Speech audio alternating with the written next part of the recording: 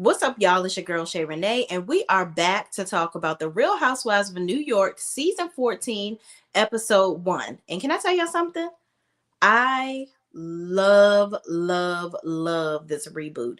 And if you ask me, my favorites, I'll tell you right now, are Shay and Miss Jenna. Jenna, it's something about that lady. And Bryn is hilarious, okay? But let's get into it, shall we? Can't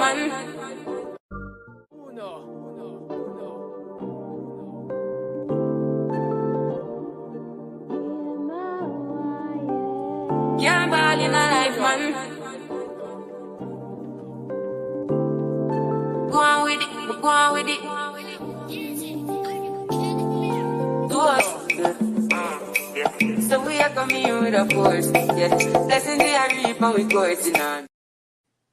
Now, let me tell y'all something. This New York reboot is giving me all the feels. It's giving me all the life that I didn't think I needed from New York.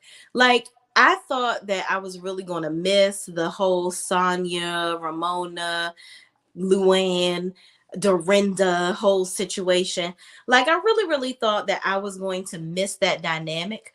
But I watched Summer House, and then after watching Summer House, Martha's Vineyard, I feel like we were being robbed of just how eclectic New York is, how, multicultural, and how fashionable, how the Sex in the City type of feels. And I feel like we're getting all of that with these ladies. Like, these ladies have got it freaking going on. And all of them are from different parts of New York, different affluent parts of New York, if you will.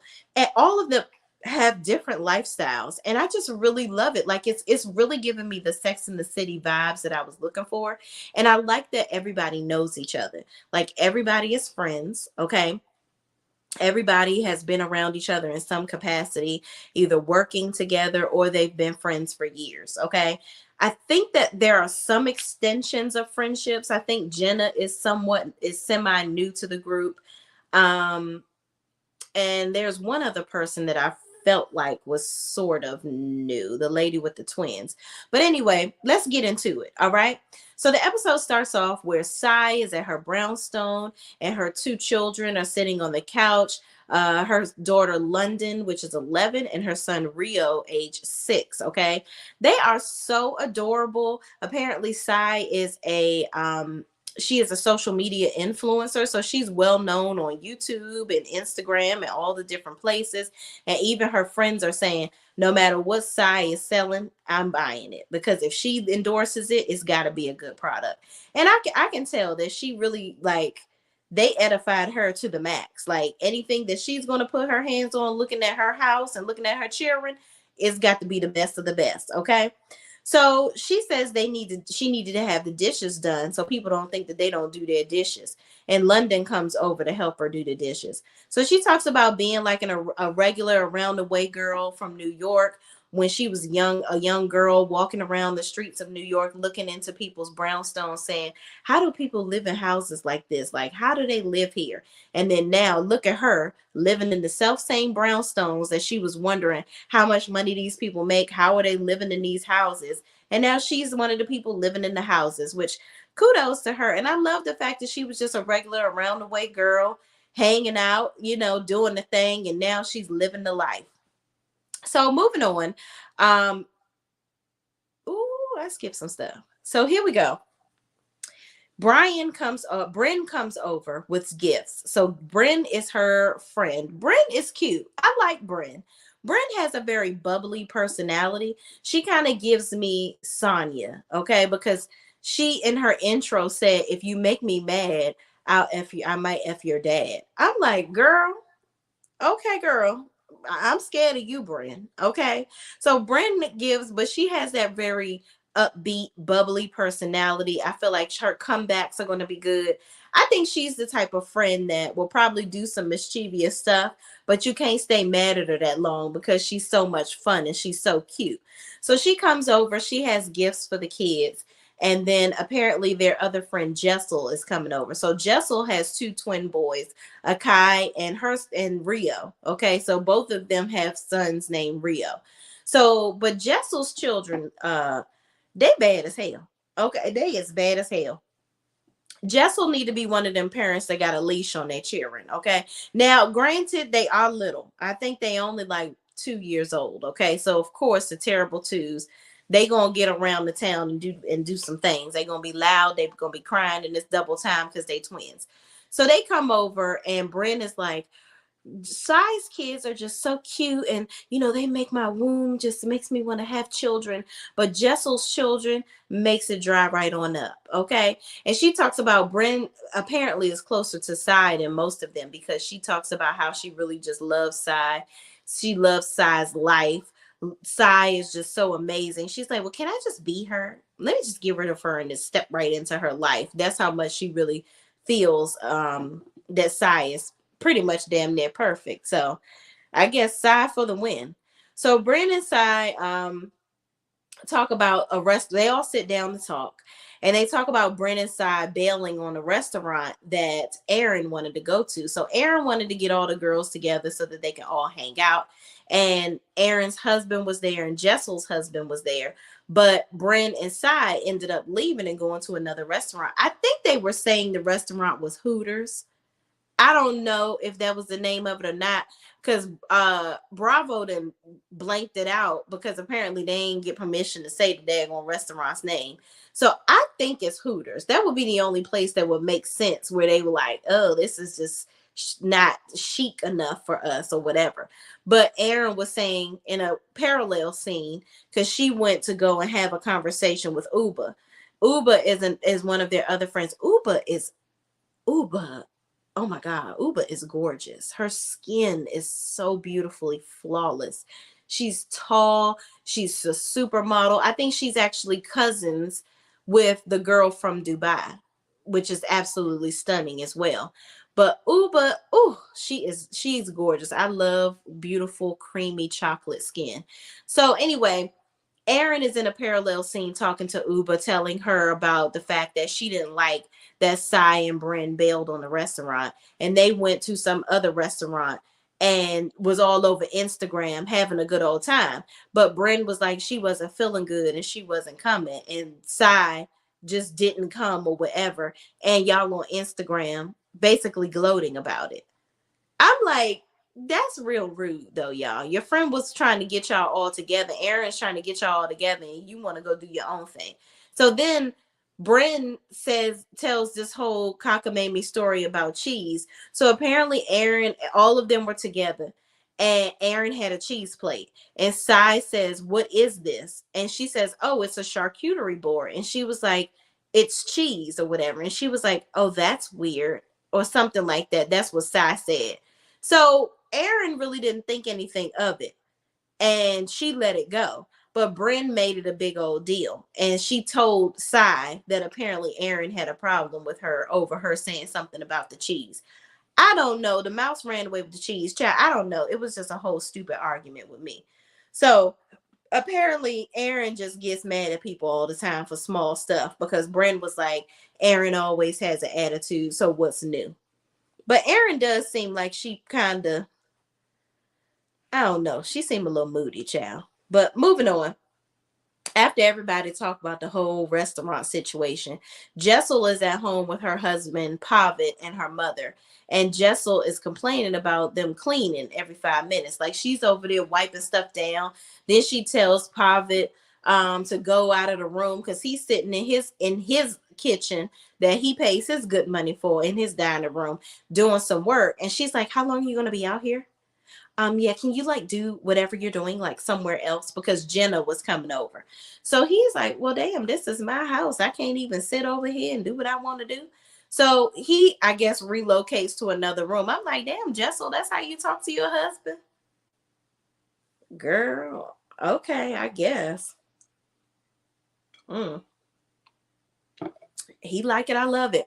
So moving on, Jenna comes in, and Jenna is so amazing. Jenna is like so refreshing. Like, she is so chic. She is so the moment. Okay.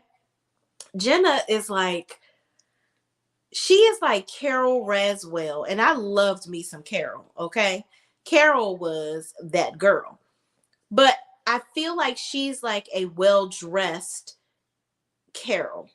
I don't know if she's as witty as Carol yet, but she's definitely given me Carol's doppelganger, like Carol's well dressed twin. And I love it. I love it. So she comes in and she compliments Jessel's mom on how young she looks. And the mom does look absolutely gorgeous and stunning, but her mom is 60. I think we found out that her mom is 64, and Jenna is apparently 54. So there is a 10-year age gap there. So they sit down and talk. Jessel and Jenna became aware of each other through the fashion industry. They worked kind of alongside each other in different avenues of sorts. And Jenna eats one of the cookies out of the jar that Jessel has in there.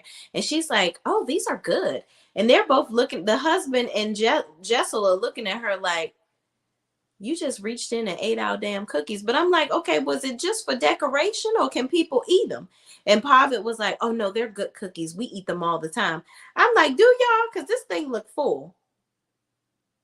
Don't be having people in here eating those stale ass cookies because y'all trying to keep this whole pattern design. I don't get that thing.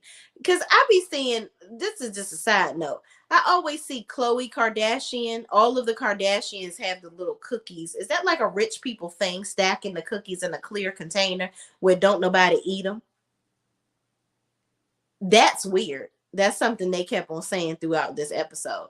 So moving on, we get to know Jenna. Jenna talks about her stint in the fashion industry. She was the president and CEO of, I guess, fashion president and creative director, okay, from 1990 to 2017 for J. Crew. Okay, she was excited. She talked about being excited when she saw Michelle Obama on the Jay Leno show, and she was dressed in J. Crew from head to toe. So they discussed having cheese at the party that Jenna is having at her house because she's having a girls' night in, not a girls' night out, but she's having a girls' night in at her house. And Jessel was saying, are you going to be worried about this cheese situation with Cy and Aaron? And she's like, listen, I'm going to have cheese at my house, and these heifers better act right because I'm going to do what I want and I'm going to have what I want. We're going to eat whatever I likes. And that's that on that. So moving on, Erin is at her house with her family in Tribeca, okay? And they're celebrating her mom Regla's birthday. Her sister Kelly is there. Her brother Daniel, David, and her dad Eli come over. So she's Israeli. I thought it was interesting that everybody in her family had black hair, but she has blonde hair. I wonder if her hair is really black. And I also wonder what she would look like with black hair. I don't know if that would be a good look for her. I don't know. I don't know, child. But she looked good with the blonde hair. So they're all just kind of getting together. She talks about how she's really, really close with her family. She talks to them about 10 times a day. Then we're introduced to her husband, Abe. Okay, Abe and her have been together for 10 years. They got married when she was 25. So Aaron must be about 35 years old. They have 3 children that are 7, 3, 7, 5, and 2. Okay. Um, they're all sitting around at dinner, having a good old time talking, and then the youngest of their kids comes out with their drawers around diaper around their ankles, talking about he went poo poo. I was like, Lord have mercy. Must not be a dull moment in that daggone house. So moving on, Sai is chatting with her husband David before going over to Jenna's for the girls' night in. And they've been married for 14 years. Sai is so cute to me. Like, she is just so pretty. I think she's mixed. But her husband is not, but she's mixed. And their children are gorgeous. So they're sitting there talking. And Sai, as an influencer, has to travel all the time. So now she's telling him that she has to go out. She's going out, obviously, over to Jenna's house to hang out with the girls. But David isn't phased by it. And she admits that he does a lot for the children because she's traveling a lot. So she wouldn't be able to even follow her dreams or do any of the things that she's doing if it wasn't for David, because he's pretty much the sounding board in the background, backboard of their family. So I love that. It's great to see dads that are extremely active. You know, people don't realize that when there's two parents, there's two parents. Like, it's not always the woman that has to do everything. So I love seeing dads, because even Abe in the scene with Aaron, when we were getting to know her family, she was like, "How are you doing?" And he was like, "Oh my gosh, the kids are driving me crazy. I got to get them ready. I got to do this and that and the third." And he wasn't complaining about it. You can tell that it is truly a shared task in their household. And that's simply how it should be. It shouldn't be like where the woman is getting condemned because the man had to step in and do his part, and that somehow some scarlet letter that the mom is not doing what she's supposed to do when the dad has to step in. No, those are both of y'all children. Okay. But now that I'm off my soapbox for that, moving on. David and Sai are talking about the whole silly situation with the cheese, and Aaron and Bren and their situation or what and whatnot. And he's like, "But you love cheese. Like, why would you say that?" She was like, "I know, I do love cheese." She's like, "But whatever, I ain't stunting off of her. I'm gonna do what I want and eat whatever the hell I want, and she better get over it." Okay. It wasn't even that serious. So moving on, they talk about how they have to wear black, gold, metallic, or khaki to Jenna's house. I want to see. I was interested to see how these outfits look. I ain't gonna lie. I would have came in all black like most of the people did too, child. So moving on, Jessel and Aaron talk before going to Jenna's house, and Jessel tells her Bryn told them that she had an issue with Cy and some cheese, basically telling Aaron about the cheese situation. And Aaron says she didn't say that. She didn't say anything about Cy at all like that. And she said Bryn makes stuff up, and that Bryn is always stirring up stuff and she's just trying to cause an issue. So I'm like, girl, Aaron, it sounds like you a moody little thing. I hope y'all can just go on and get over this. So she was just basically like, it wasn't that serious about the cheese platter for her. So moving on, Jenna kicks off her girls' night in at her home in Soho with her friend Brandon cooking, and her goddaughter Violet is there helping with the dog Popeye to keep him out of the way. So Jenna hasn't hosted many people over since she left her job at J. Crew, so she can spend more time with her 15-year-old son.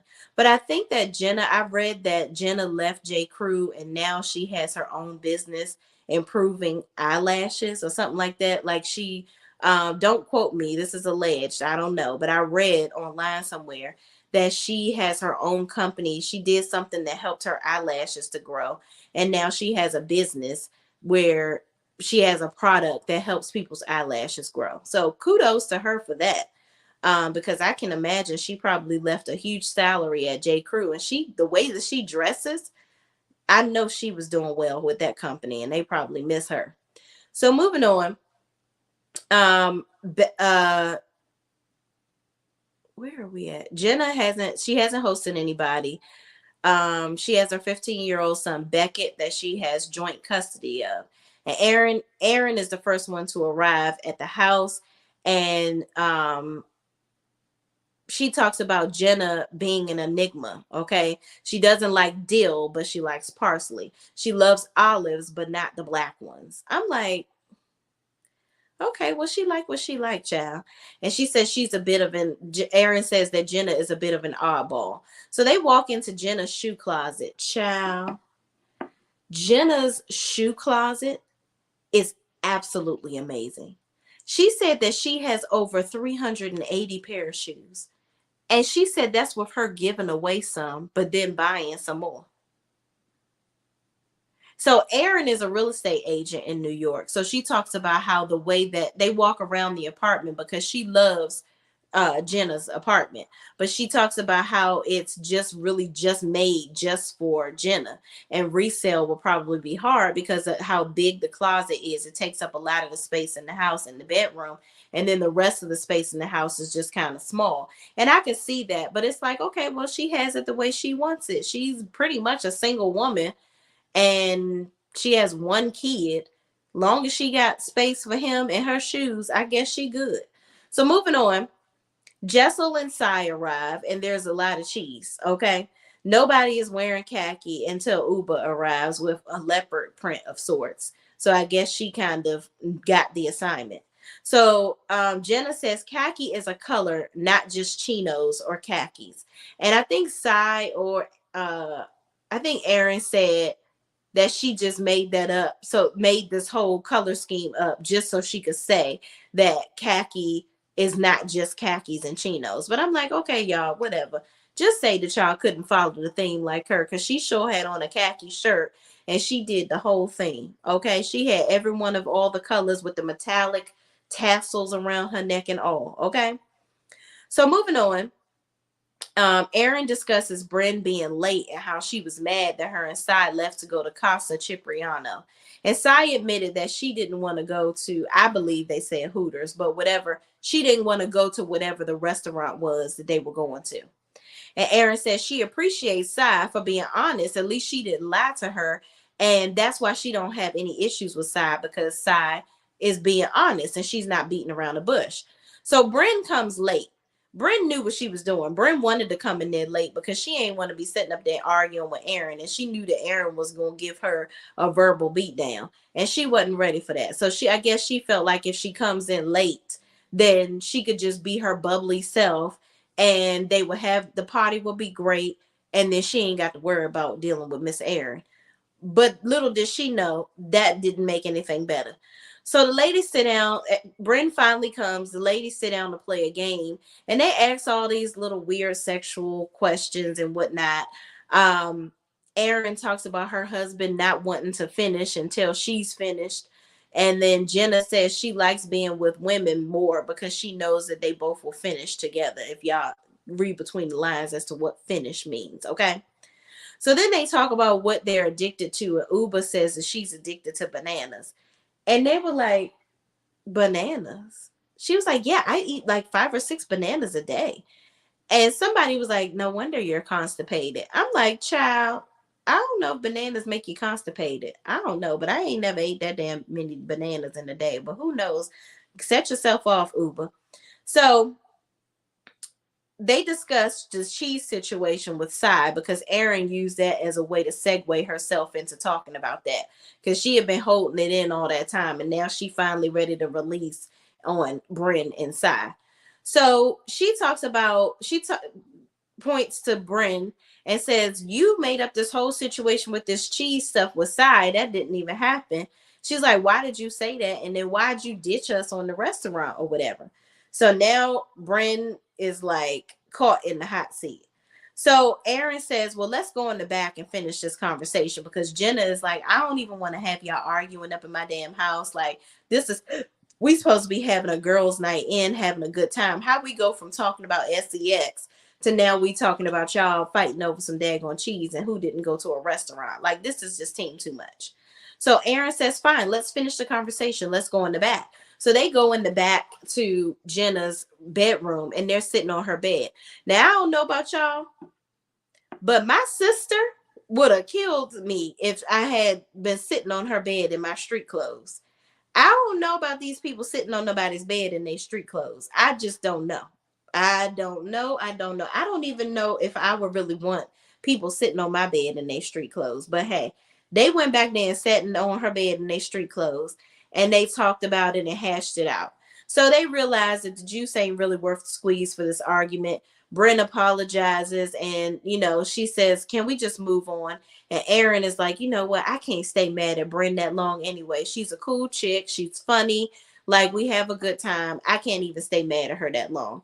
So while they back there and they done got over it, they end up starting to try on Jenna's clothes. And then they sit in a chair that it was an illusion that it was a chair. I don't know if they broke it or what, but it was like 2 pillows formulated in a chair. So is that just design? Or I guess she like, listen, don't sit your ass down in my closet, okay? Because I know this ain't a real chair. I know this is for aesthetics, but you don't know. So that means don't sit down in my damn chair. So moving on, they put on a sequin jacket and some lacy top or whatever. It was a Valentino top. And they said, we're going to go out here and pretend like we're still mad at each other. And we're going to be wearing her clothes and see if she notices that we have her clothes on. So they go out there with the clothes on. And Bryn did a good job. She was like, you know what? I'm done with this. I gotta go. I'm just gonna go ahead and leave because this isn't going anywhere.